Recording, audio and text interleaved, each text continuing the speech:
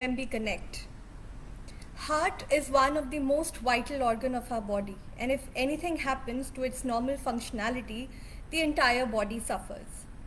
Today we have with us our very own very eminent cardiologist, Dr. Anil Mishra, who will be talking about a very common disease in heart which is known as coronary artery disease or coronary heart disease. So during the course of discussion, we will be talking about the symptoms, the precautions, the treatment options available. So we welcome you, sir, to the platform. Thanks very much.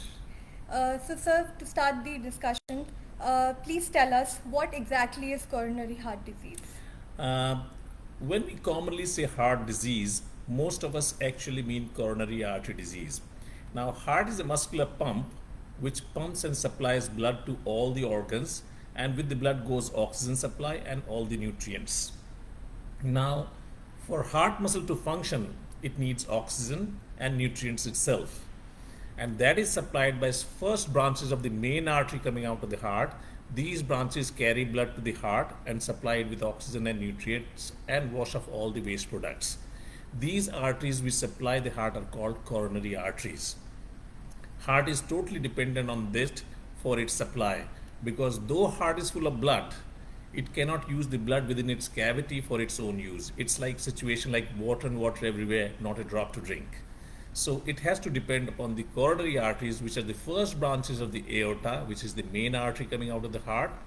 And these branches supply blood to the various parts of the heart. And these muscles, on getting this blood supply adequately, function adequately. Okay. If you develop blockages in these coronary arteries, that is what is the commonest form of coronary artery disease. We know cholesterol's deposit in the arteries, medium-sized arteries, if we have number of risk factors, and these gradually progress over years. The foundation stone may have laid down very early in life, maybe when you are very young, but these minor deposit, what are called plaques, can progress it over time with various phenomena, a blood clot forming on top of that partially, then a layer of endothelium growing over it, then you have some cells infiltrating, some inflammation going on there. All this causes slowly progression of the disease over a period of years and sometimes decades. At one point of time, this plaque may reach and obliterate almost 70% of the lumen of the artery. When that happens, the blood supply going to the heart is not enough when it functions more during exercise, and people start getting symptoms of angina, which is actually chest pain or heaviness or tightness. Sometimes these plaques rupture and a fresh clot deposits on top of it immediately, occluding the artery totally.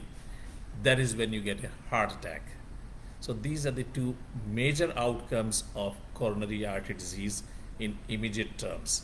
But in long term, when you have a heart attack, you damage a portion of the heart, and that portion of heart does not function effectively in pumping, and you develop heart failure in future.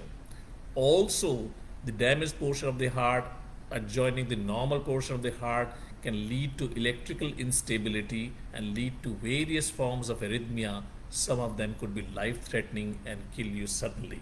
So that is usual reason for sudden cardiac death. Okay. So since it is said that CAD can range from no symptoms to sudden death, like you just specified right now. So, what are the symptoms one must look at during his course of time when he can say that he might be having a heart Right. disease?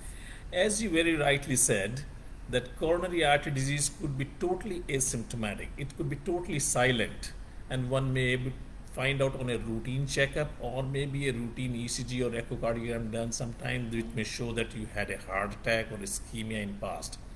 But this only happens in about 15% of people. Particularly elderly people and diabetics can tend to have silent ischemia with no symptoms at all. They don't have any chest pain, they don't have any shortness of breath, they don't have any discomfort. And on routine checkup or on an accidental ECG or echocardiogram, you do find that they have had a heart attack or have had a heart problem. However, majority of the people will have some kind of symptom. That symptom usually is a sense of oppression or tightness in the chest in the center usually, but sometimes it could be left side, sometimes it could be right side even. Sometimes this sense of pain, which is described as discomfort or like a heavy weight on your chest or like some tightness, or some people describe it as somebody squeezing inside, or sometimes just a dull ache, and very rarely it's described as a burning sensation. Rarely, most commonly it is the other expressions I told you about. And this pain can radiate to various sides. It can sometimes radiate to the throat, sometimes to both the shoulders or one of the shoulders, very often down the one arm, right or left arm, down the medial side of the arm. You can see these are the sides where it can radiate, and sometimes to the back. And uncommonly it can come down to the upper part of stomach, epigastrium what we call, and people think it is gas and discomfort, some acidity, etc., etc. So those could become very confusing. Number of times you see that the pain is not in the chest at all. They may have pain just in the left shoulder or left arm or left hand, here somewhere this area, or occasionally only a choking sensation in the throat. When they exert, they get a choking sensation in the throat, and when they rest, this sensation goes away. So that will give you a clue whether the pain is related to heart or not. Temporal relationship to exertion, which means when you exert, when you walk fast, when you climb stairs, when you rush for something, you get a pain, maybe in the arm, maybe in the throat, maybe in the chest, maybe in the back, and whenever you stop doing that and rest, within 2 3 4 minutes it goes away. So that should give you a clue that something which is related to exertion comes on, and when you rest it goes away. Could be your heart, because gastric pains are not related to exertion, they are usually related to food. Musculoskeletal pains are usually related to movements, this movement, that movement, forward bending, etc. Or they may be related to deep inspiration. When you move your chest wall, you can get musculoskeletal pain or pain from the lungs. But heart pain is typically related to exertion initially. But remember, heart attacks may not be related to exertion, because they are not because of tight blockages, they are because of total blockages, and that can give rise to pain even at rest. So do not rely on chest pain being not due to heart if it happens at rest, because severe occlusion can give rise to pains at rest as well. So that is one spectrum which we see in majority of cases, some kind of discomfort in the central chest or arm or shoulders or neck or back, or sometimes in epigastrium, related to exertion, and when they rest it goes away. Some people have no pain at all, they feel it is shortness of breath.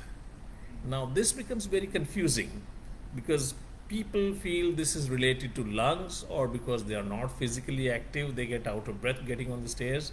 So they can be, but however, if you get disproportionate shortness of breath and exertion, it could be chest pain equivalent shortness of breath, as we say, angina equivalent shortness of breath. So on exertion, if you get unduly, like till say 1 month ago, I could walk 6 kilometers or 4 kilometers. But now for last 1 week or 2 weeks, even on walking 100 yards, I'm getting out of breath.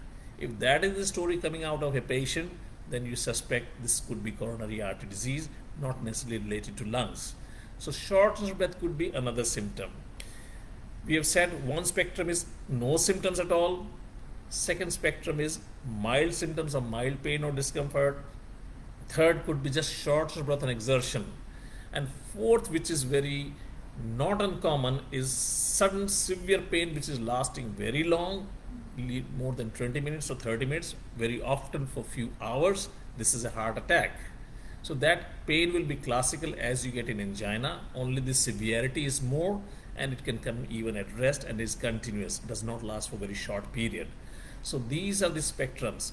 One important thing to remember, coronary artery disease is the commonest cause of sudden cardiac death in adults, more grown-up adults and more than young people. I'm talking about middle aged and elderly. So coronary artery disease is the commonest cause of sudden cardiac death as well, because you may not have any symptom at all.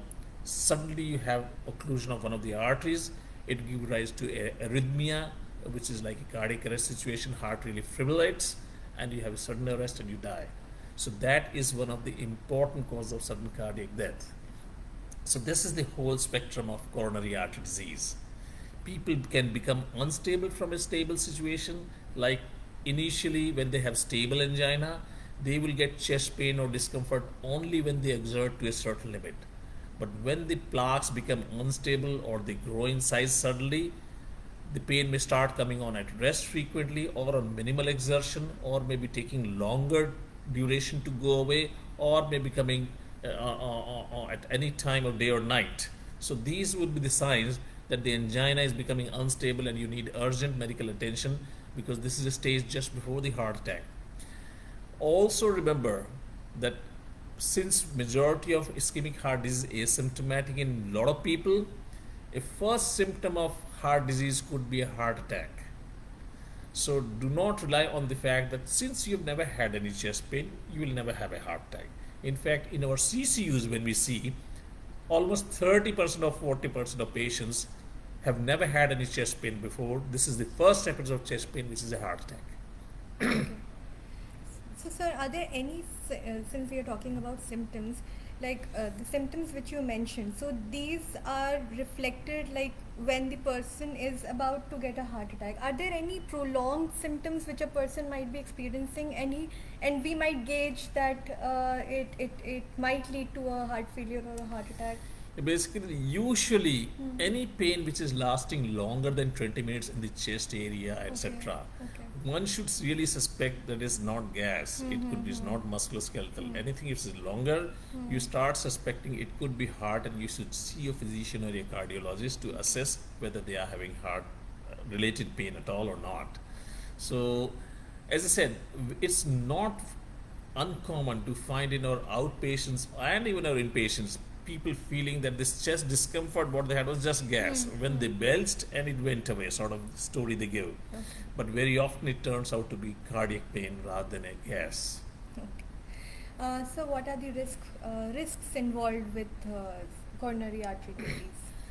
The risks involved we have already mentioned to some extent, that apart from getting symptoms which could be lifestyle limiting symptoms, you may not be able to do many things which you want to do, because normally you would want to walk to your office or something, or climb stairs. You will not be able to, you may not be able to carry certain weights, because doing that gives rise to chest pain or discomfort or shortness breath or something.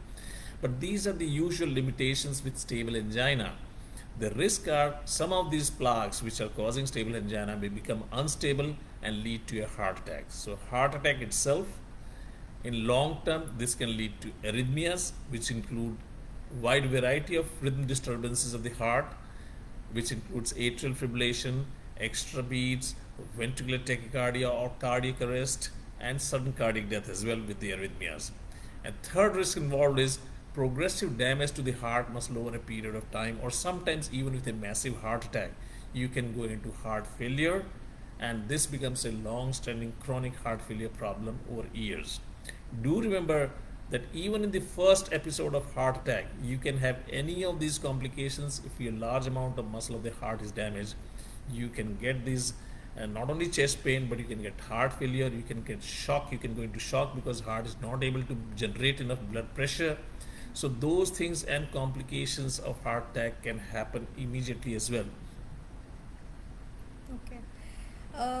Sir, and people with, it's just a question, inquiry that I had. So people with other comorbidities like hypertension, diabetes, and high blood pressure and everything. So are they more susceptible to coronary artery disease?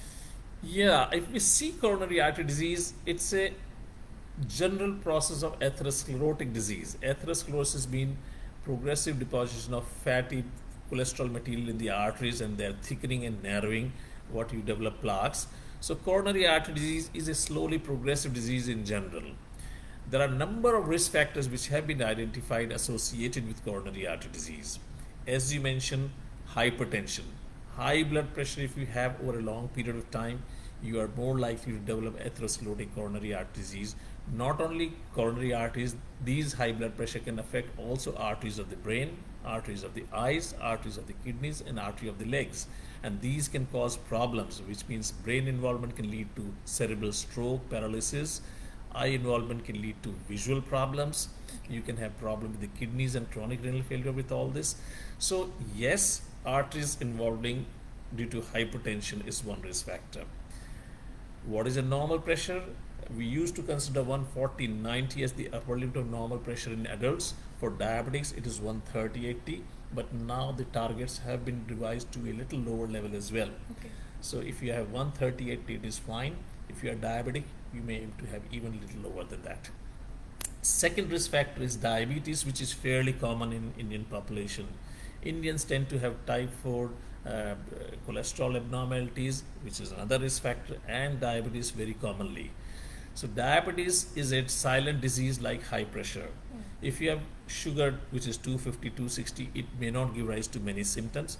And since it does not bother or interfere with your daily life, you may carry on like this for ages. Okay. And what it happens silently, the high pressure or high sugar keep on damaging your arteries silently till it comes to an episode of either heart attack or a brain stroke. Okay. But then it is too late to realize. So these two silent diseases have to be monitored constantly all the time and kept under control so that over a period of time you do not develop complications like coronary artery disease and heart disease, as you say. Another risk factor we mentioned just now is dyslipidemia, which is abnormality of cholesterols and triglycerides. Okay. We have a good cholesterol, which is LDL, HDL, high density lipoprotein is a good cholesterol, and we have a bad cholesterol, which is LDL, low density lipoprotein, and triglyceride, which is another circulating form of fats. Now, if your LDL level and triglycerides are high, you have higher risk of having heart disease in future. If your HDL level, which is protective, is high, your risk of heart disease comes down. So how do you increase your HDL? By regular exercising, by not smoking, you can increase your HDL to some extent. LDL, of course, there is a great genetic component to it, but also dietary factor and lack of exercise could contribute to it. So you should have low fat diet to keep your cholesterols low within the normal range so that you do not develop heart disease in future. However, if you have abnormal lipid profile despite all your simple efforts like dietary control, regular exercise, etc., then you may seek help of your physician to regulate them with drugs. There are very effective drugs now available in form of statins which can control your cholesterol level fairly good.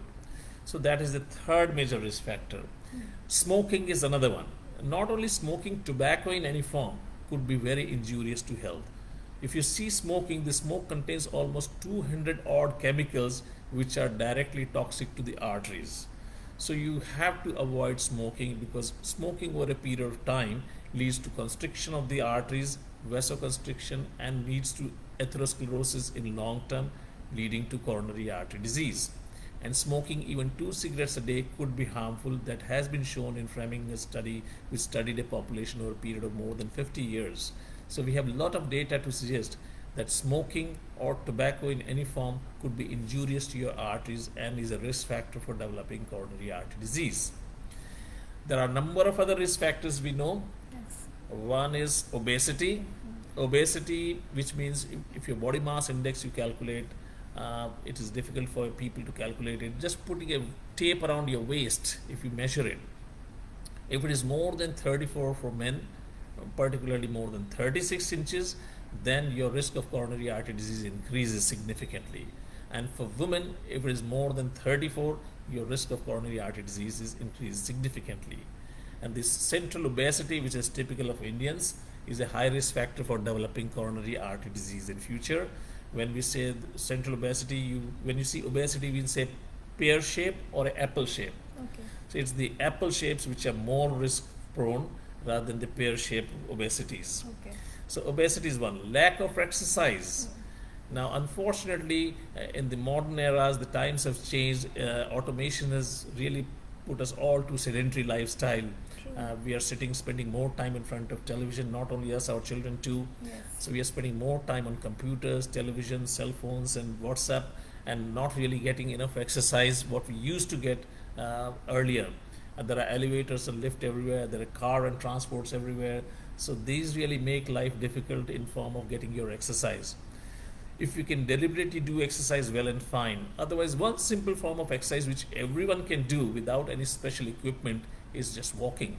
If you can walk 3 to 4 kilometers a day, at least 5 to 6 days a week, that is adequate exercise to prevent future coronary artery disease. But if you enjoy some sport like swimming, badminton, tennis, or some other active sport, football, hockey, please use it so that you keep fit as well as you enjoy it. Then we have other risk factors which are known, which is stress. Now, earlier on, it was thought that stress may not be such an important role player in development of coronary artery disease, but now with number of other studies coming on, it has been shown that even mental stress has a role to play. Particularly type A personalities who are always high strung, they have targets to meet, there are goals to achieve, they are always on the run, always on the push, time bound with everything. Right, sir. They tend to have stress more, and therefore they are more prone to develop coronary artery disease compared to type B personalities who are relaxed, they do things on their own time, there are no deadlines, they can always extend the deadlines, so on and so forth. So having stress, and people can develop stress in simple ways at the workplace because they are overburdened with work, they get the work back home, they don't know when to say no to things which they are not supposed to do, and this brings along stress. Most important perhaps point in developing stress at work is your time management. If you do not manage your time properly in your office, you tend to get a lot of stress because you spend a lot of time doing less important things. When there is very little time left, you reach the important thing which you cannot achieve in that short time, and that gives you stress. So try to avoid mental stress. That will also help to reduce your ischemic heart disease incidence. And of course, meditation is a great way of doing that. Medication is not, it's the meditation. So these are the few common things. Even fresh fruits and vegetables have now been linked to coronary artery disease. If you are having 3 to 5 servings of fresh fruits and vegetables daily, your risk of coronary artery disease comes down. But if you are not having enough fresh fruits and vegetables, then your risk of coronary artery disease goes up. These were some of the precautionary measures, very beautifully explained by you, sir. So now moving on, are there any, we should be talking about the treatment options available for coronary artery disease, if you can just explain. Right. Once you develop a coronary artery disease and symptoms, or your doctor does some test and finds out that you have coronary artery disease, many often you will be suggested to have a coronary angiogram.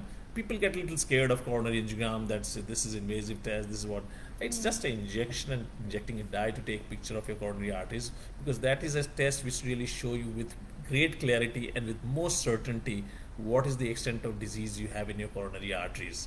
So once you know that, you can really start planning your treatment options, because generally for any heart disease or ischemic heart disease there are 3 treatment options.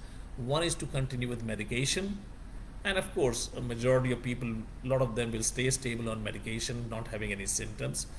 Second way is to go for opening up the blockages without doing any surgery, what we call coronary angioplasty or stenting. Okay. And there, going through your groin or through your wrist, we take the catheter to the heart, patient is fully awake and talking, there's no pain involved there. They take the balloons and open up the arteries and put in stents, deploy that. It may take anything from half an hour to 1.5 hours depending on number of stents you have to put in. And once they are opened up, a day and a half later patient goes home. So that is a very simple way of treating a lot of other coronary artery disease.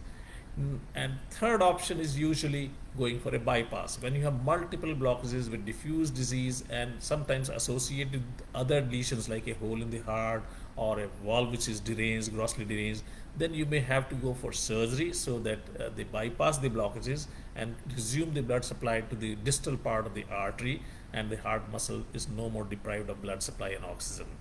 So these 3 options are always open to us, and majority of the time decision is most accurately based, because very often people have a tendency of saying but we don't know, he may have a 90% blockage sitting there and you are carrying on with medicines, and one day suddenly you land up with a heart attack. You don't want to land up with that situation.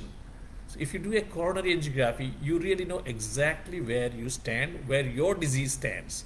So then you can have individualized treatment for your disease.